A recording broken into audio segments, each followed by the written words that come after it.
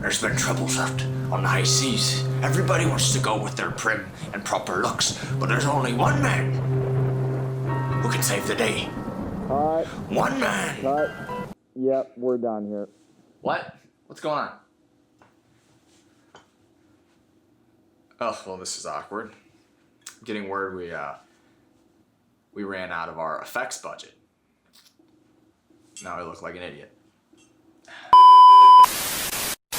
Back in 2015, an indie filmmaker came out of nowhere to release a movie called The Witch, or The Witch. This movie was so unlike any other film that had come out in that time. And then 4 years later, the same director dropped another banger. This one, The Lighthouse. And it again was completely unlike anything we had seen before. Now, who is this mystery man? His name is Robert Eggers. And today, I want to talk about how he is making grime and filth cool again. Let's indulge.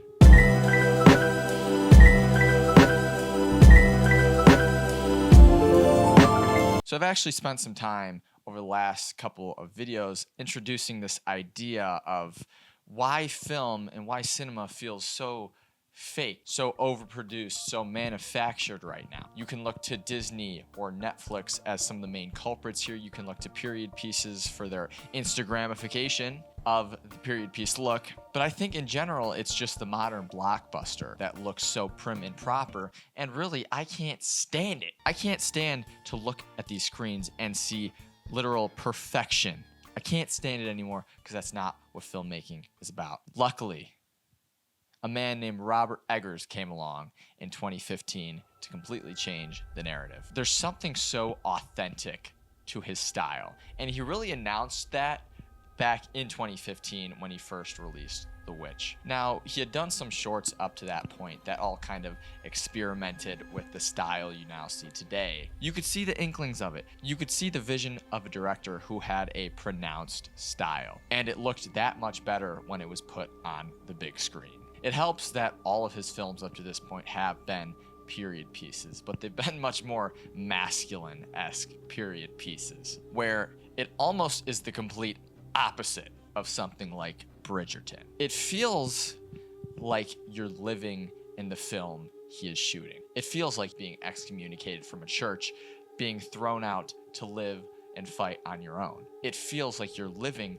through this witchy terror that is overtaking a country. And it feels like this because Eggers is not afraid to be fully authentic in the material, even if that might push the mainstream audience away. A movie like The Witch was the perfect jumping off point for him because it was a perfect introduction to his style as a filmmaker. He's not flashy, he's not Hollywood, no.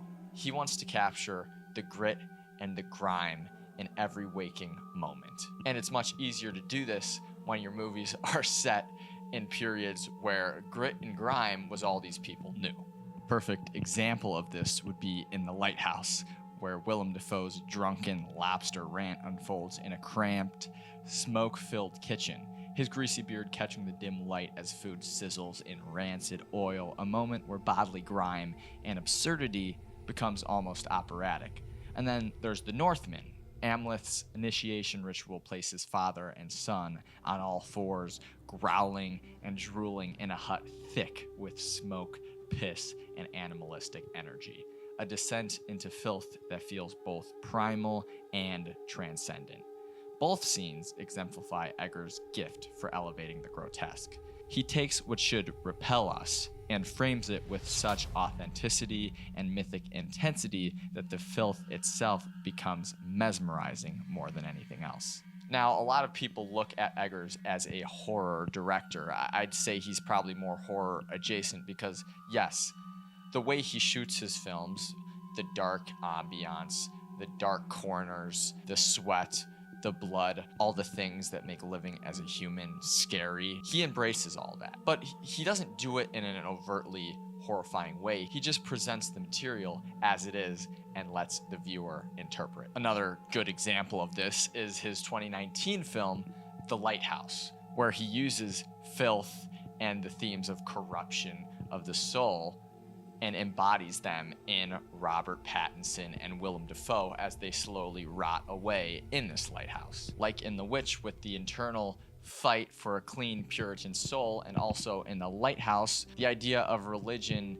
and cleanliness of the soul is contrasted by the literal filth that these characters live amongst. For Eggers, it's all a cycle of blood and earth. And jump to his 2022 film, The Northman, I don't think there's ever a better example of this from Eggers. Once again, he toys with the mythic and uses things like blood and relationship and revenge and intertwines it with ritual and fate. It's a real special talent of being able to make visual disgust so alluring, because not only is he presenting it how it is, the cinematography and the way everything's framed and the way everything's shot is just so painstakingly beautifully done. It's such a contrast from what mainstream audiences have been subscribed to over the last 10 to 15 years of Hollywood filmmaking. When everything looks perfect, even a little bit of smelly and disease-ridden edge can unsettle the viewers. But I think he's done such a good job of conditioning the audience to his style through not as mainstream avenues, because then it allows him to make a movie like Nosferatu, where he can combine the biggest strengths of his style with a mainstream and well-known horror villain. And then a movie like Nosferatu truly plays as a coming out party of sorts. Up to that point, everyone in the movie-loving community knew who Eggers was. Of course you'd know who someone that talented was.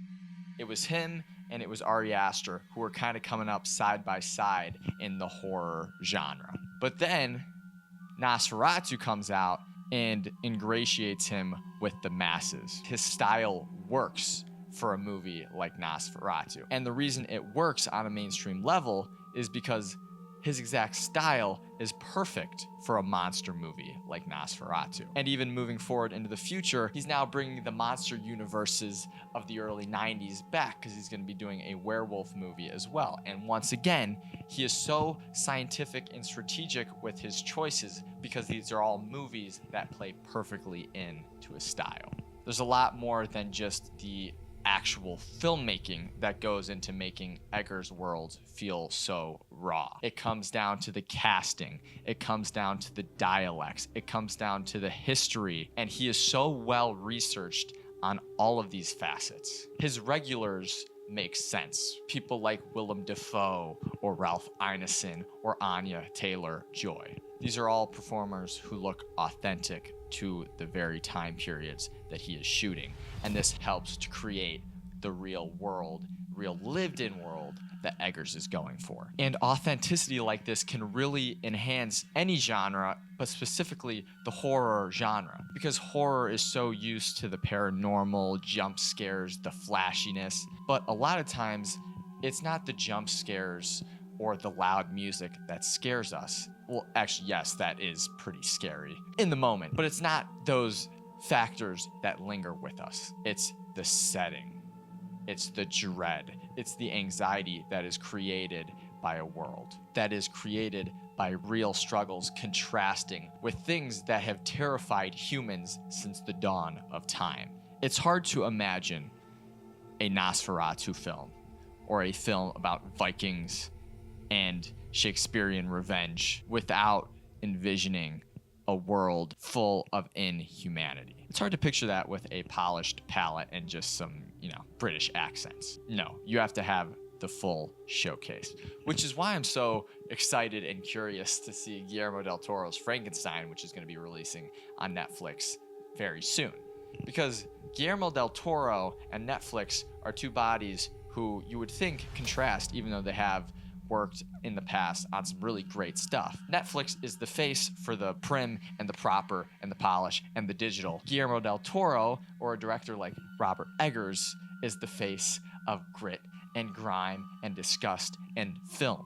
But to a guy like me, the grit and the grime and the disgust is even more appealing than the perfect digital look that a lot of modern movies present. A lot of other modern films or horror films are kind of just like going to the pumpkin patch with your mom and your dad when you're a kid. Maybe it's a little bit spooky because there's some pumpkins around. Maybe there's some retiree walking around in a witch costume because they're getting paid a little bit. You know, it's whatever. But a haunted house, chainsaws, blood, gore, all that is Robert Eggers. I don't know if any of that made sense. It kind of did in my head. And I'm so grateful that he's been able to reintroduce this aesthetic of dirt and grime and disgust and filth into Hollywood. Back in the day, this was just kind of the MO, because everything was shot on film, and film already helps to create that aesthetic because every single frame is different from the next. Some are a little bit more scuffed, or some have little pops or flicks or flares or whatever. Every single frame of film is different. But when you shoot prim and clean and proper and whatever with digital, then it just looks like bubblegum. But on the flip side, when you shoot something that's already dirty and mucky and disgusting and sweaty and freaking bloody with film, then it only amplifies it.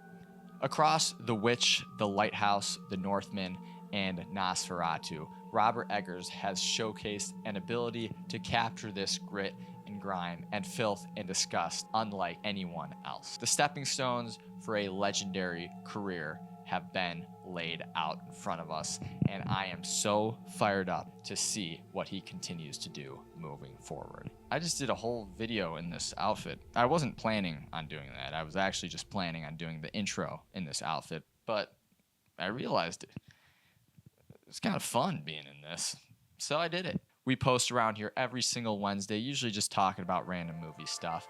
If you love hearing about me talk about random movie stuff, go ahead and like, comment, subscribe, whatever it is you do on this platform that is YouTube.